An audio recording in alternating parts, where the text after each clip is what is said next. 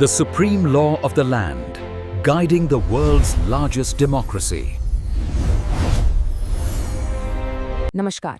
आज हम भारतीय संविधान के एक ऐसे अध्याय का सफर करेंगे जो सबसे ज्यादा शक्तिशाली और शायद सबसे ज्यादा विवादास्पद भी माना जाता है।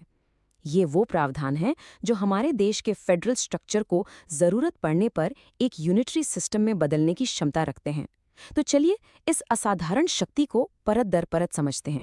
तो सवाल यही उठता है, आखिर कैसे एक संघीय राष्ट्र, एक फेडरल नेशन, रातों रात एक एकात्मक राज्य यानी यूनिटरी स्टेट में बदल सकता है? वो कौन सी संवैधानिक शक्तियां हैं जो इस असाधारण परिवर्तन को मुमकिन बनाती हैं? आज हम इसी की गहराई में जाएंगे। ये पूरा का पूरा ट्रांसफॉर्मेशन संभव होता है संविधान के पार्ट 18 के जरिए। अब जरा ध्यान दीजिए, आर्टिकल्स 352 से लेकर 360 तक, जिन्हें हम इमरजेंसी प्रोविजंस कहते हैं, इसी पूरी प्रक्रिया को डिफाइन करते हैं। यूपीएससी के नजरिए से ये पार्ट और इसका हर एक आर्टिकल अत्यंत महत्वपूर्ण है। लेकिन इन प्रावधानों का असली मकसद क्या है? देखिए, इनका फंडामेंटल रैशनले है देश की सॉवरेंटी, यूनिटी, इंटेग्रिटी और सिक्योरिटी को हर कीमत पर सुरक्षित रखना। आप इसे एक तरह का संवैधानिक सुरक्षा कवच यानी कॉन्स्टिट्यूशनल सेफ्टी मैकेनिज्म समझ सकते हैं, जिसे केवल और केवल असाधारण परिस्थितियों में ही इस्तेमाल किया जाना चाहिए। तो हमारे संविधान में 3 तरह की इमरजेंसी का जिक्र किया गया है। पहली है नेशनल इमरजेंसी, जो आर्टिकल 352 के तहत आती है। दूसरी है स्टेट इमरजेंसी, जिसे हम आमतौर पर प्रेसिडेंट्स रूल के नाम से जानते हैं। ये आर्टिकल 356 के तहत है। और तीसरी है फाइनेंशियल इमरजेंसी, जिसका प्रावधान आर्टिकल 360 में है। आइए अब इन्हें एक एक करके समझते हैं। तो चलिए सबसे पहले बात करते हैं नेशनल इमरजेंसी की, जिसका आधार है आर्टिकल 352। ये सबसे गंभीर प्रकार की इमरजेंसी है और इसके प्रभाव भी सबसे दूरगामी होते हैं। President of India national emergency की घोषणा केवल 3 आधारों पर ही कर सकते हैं। वो हैं वॉर, एक्सटर्नल अग्रेशन और आर्म्ड रिबेलियन। इन 3 शब्दों को एग्जाम के लिए बहुत ध्यान से याद रखिएगा, क्योंकि ये शब्द बहुत मायने रखते हैं। यहाँ एक बहुत ही महत्वपूर्ण बात पर गौर करना होगा। मूल संविधान में आर्म्ड रिबेलियन की जगह इंटरनल डिस्टर्बेंस शब्द का इस्तेमाल किया गया था, लेकिन 1975 की इमरजेंसी के अनुभव के बाद इसके मिसयूज को रोकने के लिए 44th अमेंडमेंट एक्ट 1978 के द्वारा इसे आर्म्ड रिबेलियन से बदल दिया गया। यूपीएससी अक्सर यहीं पर गलती करवाता है, इसलिए ये बदलाव याद रखना बेहद जरूरी है। आप कुछ प्रीलिम्स बूस्टर पॉइंट्स पर ध्यान देते हैं। इमरजेंसी की घोषणा के बाद इसे पार्लियामेंट के दोनों सदनों से, याद रखिए, 1 महीने के अंदर अप्रूव कराना अनिवार्य है। और ये अप्रूवल सिंपल मेजॉरिटी से नहीं बल्कि स्पेशल मेजॉरिटी से होना चाहिए। एक और सेफगार्ड, प्रेसिडेंट ये घोषणा केवल कैबिनेट की रिटन रिकमेंडेशन पर ही कर सकते हैं।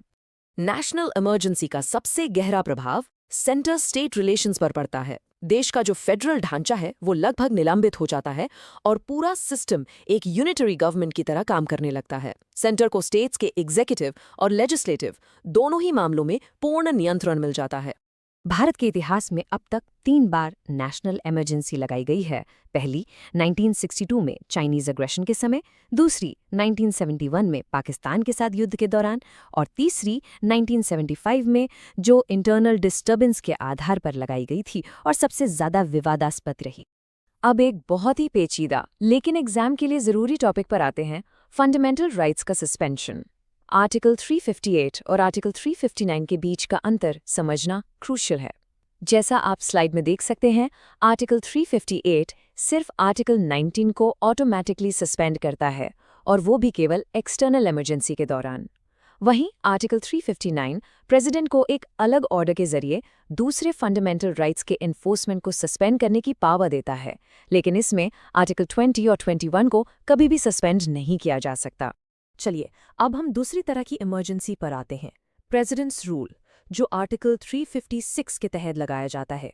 ये संविधान का सबसे ज्यादा इस्तेमाल होने वाला और शायद सबसे ज्यादा विवादास्पद प्रावधान रहा है। आपको ये जानकर शायद हैरानी हो कि 1950 से लेकर अब तक प्रेसिडेंट्स रूल का इस्तेमाल 125 से भी ज्यादा बार किया जा चुका है। ये आंकड़ा अपने आप में इसकी विवादास्पद प्रकृति को बताने के लिए काफी है। और विडंबना देखिए, डॉक्टर BR अम्बेडकर ने खुद संविधान सभा में ये उम्मीद जताई थी कि आर्टिकल 356 एक डेड लेटर बनकर रह जाएगा, यानी एक ऐसा प्रावधान जिसका इस्तेमाल शायद ही कभी करना पड़े। लेकिन हकीकत इसके बिल्कुल उलट निकली। प्रेसिडेंस रूल को 2 आधारों पर लगाया जा सकता है। पहला आधार है आर्टिकल 356 के तहत, जब किसी स्टेट में कॉन्स्टिट्यूशनल मशीनरी फेल हो जाए, और दूसरा आधार है आर्टिकल 365, जब कोई स्टेट सेंटर द्वारा दिए गए निर्देशों का पालन करने में विफल रहता है। अब हम आते हैं तीसरे और आखिरी प्रकार की इमरजेंसी पर, फाइनेंशियल इमरजेंसी, जो आर्टिकल 360 में दी गई है। ये एक ऐसी इमरजेंसी है जिसे भारत में आज तक लागू नहीं किया गया है। इसकी घोषणा तब की जा सकती है जब देश की फाइनेंशियल स्टेबिलिटी या क्रेडिट को खतरा हो। इसके लागू होने पर सेंटर स्टेट्स को वित्तीय मामलों पर निर्देश दे सकता है, और इसका सबसे बड़ा और ड्रास्टिक प्रभाव ये है कि सभी सरकारी अधिकारियों, यहाँ तक कि सुप्रीम कोर्ट और हाई कोर्ट के जजेस की सैलरीज को भी कम किया जा सकता है। ये एक बहुत महत्वपूर्ण फैक्ट है जिसे प्रीलिम्स के लिए याद रखना है। भारत में फाइनेंशियल इमरजेंसी आज तक कभी भी लागू नहीं की गई है। ये एक ऐसा फैक्ट है जो प्रीलिम्स में सीधा सीधा पूछा जा सकता है। तो इतनी बड़ी शक्तियों के साथ कुछ चेक्स एंड बैलेंसेस का होना भी लाजमी है। चलिए अब हम इन सेफगार्ड्स और इन प्रोविजंस की जो आलोचनाएं होती हैं उन्हें समझते हैं, जो मेंस आंसर राइटिंग के लिए बहुत जरूरी है। ये टाइमलाइन हमें एक कहानी बताती है कि कैसे इन शक्तियों पर लगाम कसी गई। 1975 की विवादास्पद इमरजेंसी के बाद 1978 में 44th अमेंडमेंट एक्ट के जरिए कई सेफगार्ड्स लाए गए, और फिर 1994 में SR बोम्बई केस में सुप्रीम कोर्ट ने जुडिशियल रिव्यू का सिद्धांत स्थापित किया, जो इस दिशा में एक मील का पत्थर साबित हुआ। SR बोम्बई केस को आर्टिकल 356 के दुरुपयोग पर सबसे बड़ा चेक माना जाता है। इस लैंडमार्क जजमेंट में सुप्रीम कोर्ट ने यह साफ कर दिया कि प्रेसिडेंस रूल लगाने का आधार वैलिड और रेलेवेंट होना चाहिए, और इसे अदालत में चैलेंज किया जा सकता है। वैसे इन प्रावधानों की आलोचना कोई नई नहीं है। संविधान सभा की बहसों में भी कई सदस्यों ने यही चिंताएं जताई थीं कि इससे फेडरल कैरेक्टर नष्ट हो सकता है, प्रेसिडेंट एक डिक्टेटर बन सकते हैं, और इन शक्तियों का राजनीतिक दुरुपयोग हो सकता है। ये वही डर हैं जिन पर आज भी बहस होती है।